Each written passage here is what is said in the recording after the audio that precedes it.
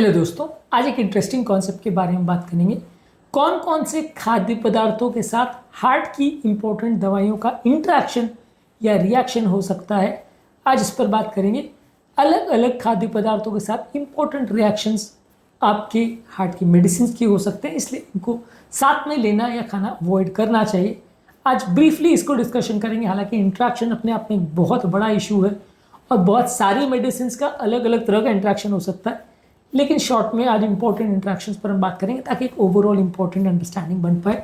Topic पर जाने से पहले जो लोग हमारे चैनल पर नए हैं उन्हें रिक्वेस्ट करूँगा कि चैनल को सब्सक्राइब करें, वीडियोस को लाइक करें, शेयर करें, फॉलो करें, कमेंट करें, पूरा देखें।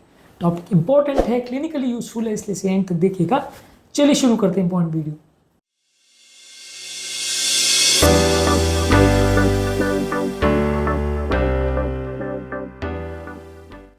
सबसे पहले कोलेस्ट्रॉल को कम करने वाली सबसे कॉमन दवा स्टैटिन्स, यानी अटोरवास्टैटिन, सिम्वास्टैटिन, रोजुवास्टैटिन, ये सबसे कॉमन दवा है। इसका इंट्रैक्शन हो सकता है ग्रेप फ्रूट जूस या ग्रेप फ्रूट से, जो कि एक सिट्रस फ्रूट है। ये दवा जो है स्टैटिन्स के मेटाबॉलिज्म को बढ़ा सकती है, जिससे दवा का लेवल बॉडी में बढ़ सकता है, जिससे टॉक्सिक साइड इफेक्ट्स होने का चांस बढ़ सकता है, लिवर और मसल्स में टॉक्सिसिटी होने का चांस बढ़ सकता है। तो अगर आप इसको खा रहे हैं तो स्टैटिन्स के साथ ग्रेप फ्रूट और ग्रेप फ्रूट का जूस मत लीजिए जब तक स्टैटिन चल रहा है। तो इसी तरह से ब्लड थिनर्स पर अगर आप हैं, तो यदि आप विटामिन के एंटागोनिस्ट यानी वारफरिन और एसिट्रॉम इस दवा पर अगर हैं, तो वहाँ पे आपको विटामिन के रिच फूड जैसे स्पिनाच यानी पालक, केल, ब्रोकोली, ये सारे खाद्य पदार्थों को नहीं लेना चाहिए। ये आपके विटामिन के को एंटागोनाइज करेंगे, जिससे ब्लड गाढ़ा हो जाएगा और क्लॉटिंग टेंडेंसी बढ़ जाएगी। यदि किसी व्यक्ति को भी अगर विटामिन के एंटागोनिस्ट दवाई पे चल रहा है, खून पतला करने के लिए एंटीकोएगुलेंट चल रहा है, तो ये आपको नहीं लेना है। हरी साग सब्जियों की मात्रा कम रखनी है। ये इशू को हमने पूरे डिटेल में अलग वीडियो में डिस्कस किया है, आप उसे चेकआउट कर सकते हैं। इसके अलावा कुछ हर्बल चाय और सप्लीमेंट्स भी ऐसे हैं जो आपकी ब्लीडिंग टेंडेंसीज के साथ इंटरफेयर कर सकते हैं।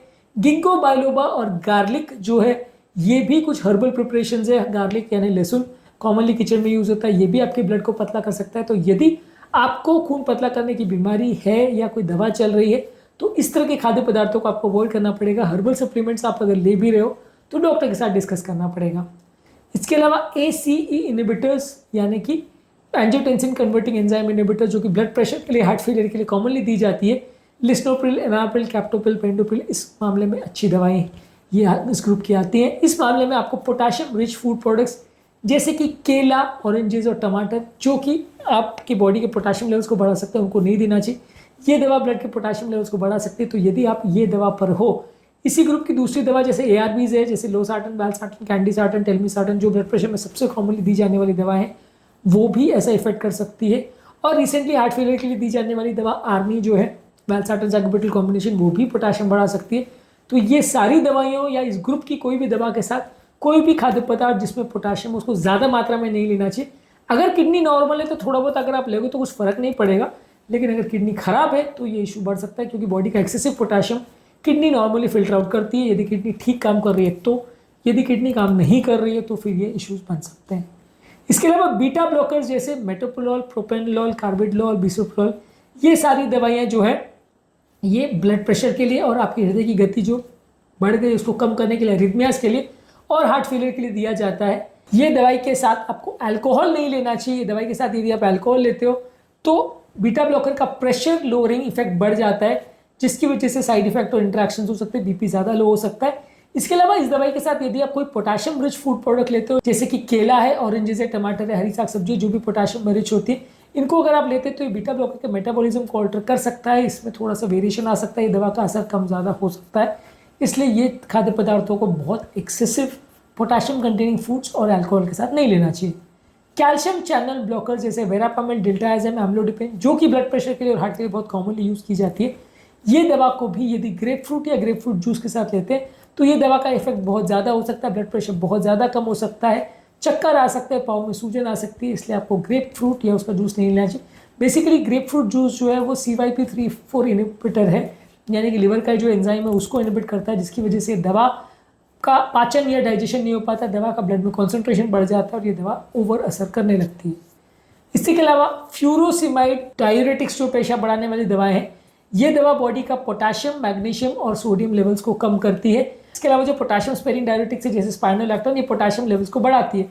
तो यदि आप पोटेशियम रिच फूड प्रोडक्ट्स ले रहे हो तो इसमें ध्यान रखने की ज़रूरत है, जो दवाइयाँ पोटेशियम को कम करती है उनके साथ आप इनको ज़्यादा लोगे पोटेशियम वाले प्रोडक्ट्स को, जो दवाइयाँ पोटेशियम को बढ़ाती है उसके साथ आप इसको कम लोगे। तो पोटेशियम रिच फूड प्रोडक्ट्स का आपको विशेष ध्यान देने की ज़रूरत है यदि आप यूरिन बढ़ाने वाली दवाई यानी डायरेटिक्स ले रहे हो, जो कि ज़्यादातर हर हार्ट फेलियर पेशेंट्स में या जिसकी बॉडी में वॉल्यूम रिटेंशन है, हार्ट फेलियर है, उसको दिया जाता है। पोटेशियम रिच फूड प्रोडक्ट्स कौन से होते हैं इस पर हमने ऑलरेडी डिटेल वीडियो किया है। इसके अलावा नाइट्रेट्स यानी नाइट्रोग्लिसरीन जो दवा है, जो कि हार्ट के पेन को कम करने के लिए जो सॉर्बिटेड गोली दी जाती है, ये दवा के साथ अल्कोहल को नहीं लेना चाहिए। अल्कोहल इसके ब्लड प्रेशर लोअरिंग इफेक्ट को बहुत ज़्यादा बढ़ा सकता है, जिससे चक्कर और कमजोरी आ सकती है।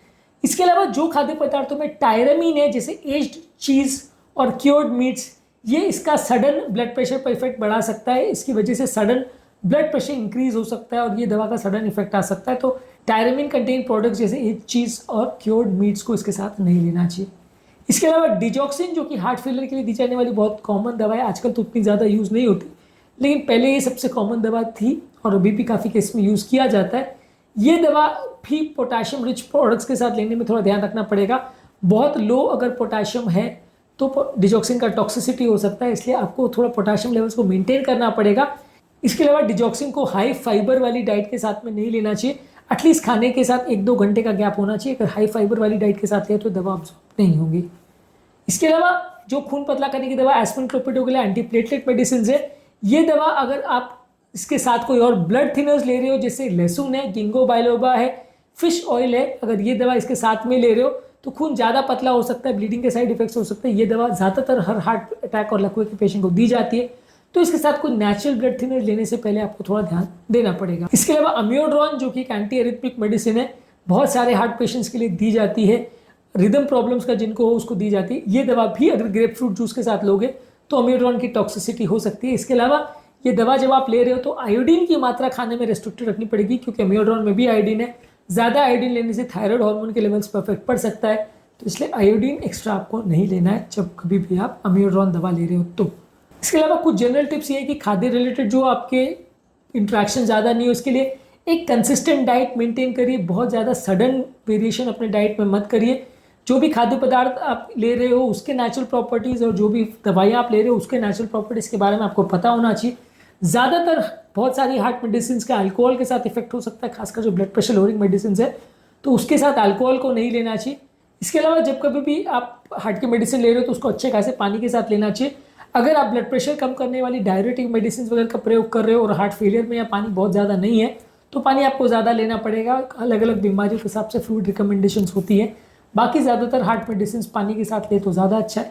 ज़्यादातर मेडिसिन को खाने के साथ लेना डाउटफुल हो सकता है, काफ़ी केस में खाने के साथ इंट्रैक्शन हो सकते हैं, खासकर जो एंजाइम इंड्यूसेस या इनहिबिटर्स वाली मेडिसिन है या खाद्य पदार्थ है, तो वो उनके साथ आपस में इंट्रैक्शन हो सकता है। इसलिए ये सारी दवाइयों का इंट्रैक्शन के बारे में पता होना और उनको साथ में लेना अवॉइड करना ज़रूरी है। ओवर द काउंटर कोई नेचुरल सप्लीमेंट्स या हर्बल प्रोडक्ट्स या ऐसी सारी चीज़ें जो फार्मासिस्ट आपको देते हैं उनका भी प्रयोग ध्यानपूर्वक करिए। ये सारी चीज़ों में सिग्निफिकेंट इंट्रैक्शन हो सकता है, जिसकी वजह से सडनली आपकी दवाओं का असर कम ज़्यादा हो सकता है, इंपॉर्टेंट साइड इफेक्ट्स हो सकते हैं, जान का खतरा हो सकता है। इसलिए अननेसेसरी हर्बल प्रिपरेशंस या नेचुरल प्रिपरेशंस या मार्केट में easily available over the counter medicine बिना किससे पूछे नहीं लेना चाहिए, ये नुकसान कर सकती हैं। आज के टॉपिक में खाद्य पदार्थों के हार्ट की मेडिसिन के साथ जो इंपॉर्टेंट इंट्रैक्शंस होते हैं उस पर हमने बात करी। इसके अलावा हर इंपॉर्टेंट मेडिसिन के बहुत सारे अलग अलग से इंट्रैक्शंस हो सकते हैं।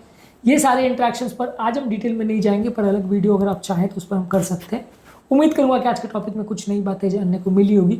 जो लोग हमारे चैनल पर नए हैं उन्हें रिक्वेस्ट करूँगा कि चैनल को सब्सक्राइब करें, वीडियो को लाइक करें, शेयर करें, फॉलो करें, कमेंट करें, पूरा देखें।